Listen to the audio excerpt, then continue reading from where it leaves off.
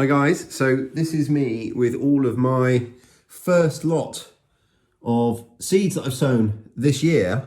As you might notice, I've got all these beautiful slate seed markers. Now, I have really struggled with marking seeds in the past. It doesn't matter what I've used, they've either rotted or the water's washed off the marking, or just they've failed me one way or another. But from now on, hopefully what I've got are these permanent seed markers that are going to be used season after season after season. I've tried everything. I've tried using little bits of plastic. All the tips that you found online, I've tried. Little bits of plastic from yogurt pots with permanent marker on. I've tried lollipop sticks with pencil and either the rain gets in there. I've even tried, what I did for 1 year is I printed all the markings, all the words that I wanted on there, and I laminated every one. I cut them out individually and then laminated them, and then cut out the lamination so that the word was there and the laminated bit was all around it to protect it from the rain. And it didn't matter what I did, they just didn't last. The lollipop sticks rot. Even the laminated stuff it's not a permanent solution because the water and the rain does get in there eventually.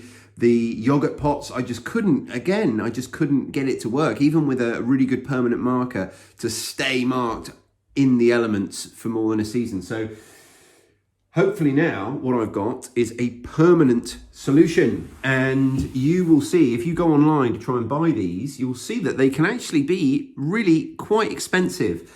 And I've made all of these for free, and I'm going to show you how to do exactly the same. So there's lots of little tips and tricks of how you can do it. So first of all, I'm going to hand you over to myself last Sunday. So I've just got home and I've picked something up I'm really quite excited about. I've struggled every year, several times throughout the year, with seed marking and keeping track of what's what. And I've tried all sorts of different things, and nothing has worked well enough for me permanently that I can reuse every year for marking my seeds. So I just drove past a building site and I stopped and asked if they had any spare slates, and they were quite happy to give me these. So I've picked up 5 or 6, and what I'm going to do is I'm going to cut them in strips. Now, you can buy a very specific tool it works like a pair of scissors, like a guillotine, that cuts slate really well. But if you know a roofer, you can probably borrow one. I'm going to be using a little tiny angle grinder, which is not quite as easy. In fact, I'd love to have one of those little guillotines, but I don't own one. But it's definitely going to do the job. So I'm going to grab my little angle grinder and I'm going to cut a few little strips. And then what I'm going to do is I'm going to use a Tipp-Ex pen and label them that way.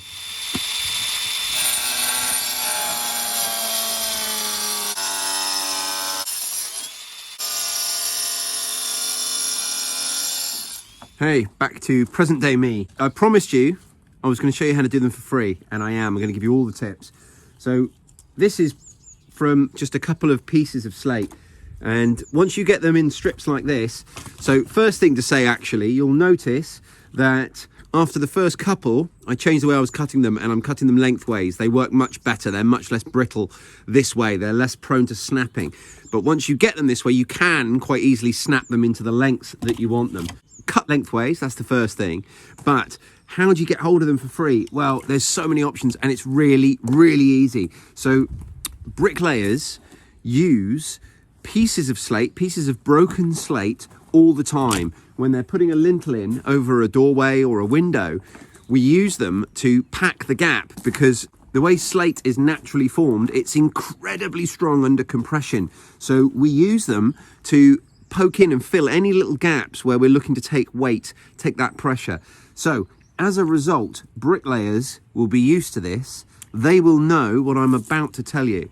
You can go to any builder's merchant that sells slate. You can go to any roofing material supplier that sells slate, and you can say, have you got any broken slate? And they'll say, it's over there.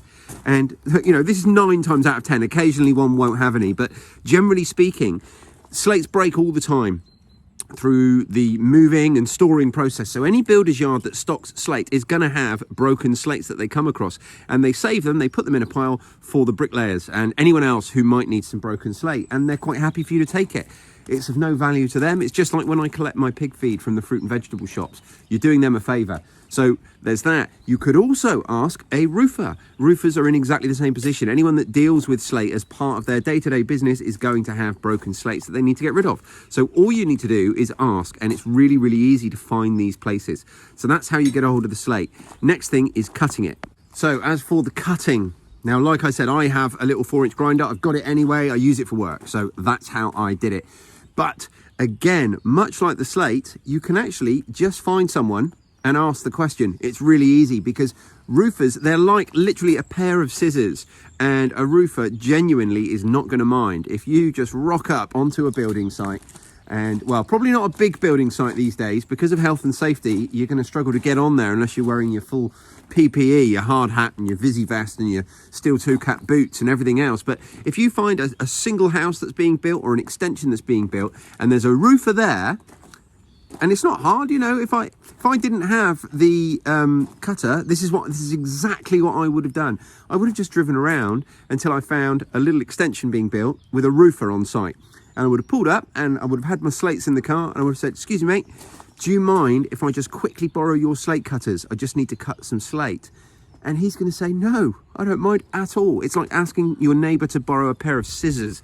It's that simple. So that's going to get them cut. Then all you need to do is mark them. Now, when it comes to marking, I can't give you any advice on how to get a free Tipp-Ex pen, unfortunately. But when you buy these things online, they don't come with a pen anyway. So, you know, it's an equivalent of getting the free markers at least, and then you've just got to mark them. And I'm so excited about it as well, because as well as getting the permanence that I want, they look pretty as well. They look really nice. So they're so simple, so free, my favorite price, and they look great.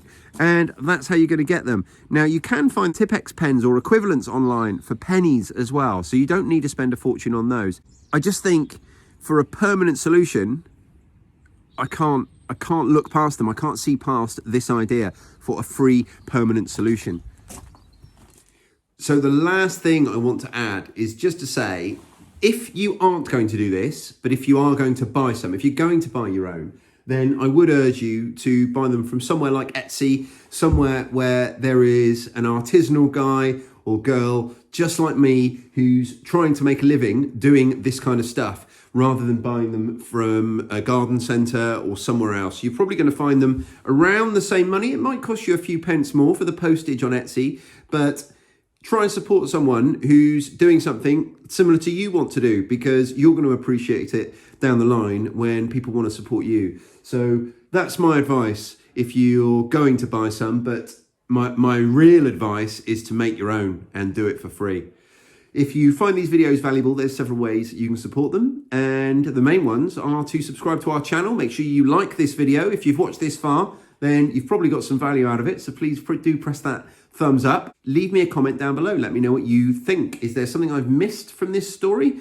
Please do let me know. Are you already doing this? Are you going to do it? Again, get in touch and let me know. You can also catch our podcast, the Self-Sufficient Hub podcast. Just search for it everywhere you get your podcasts. We drop every Monday, Wednesday, and Friday.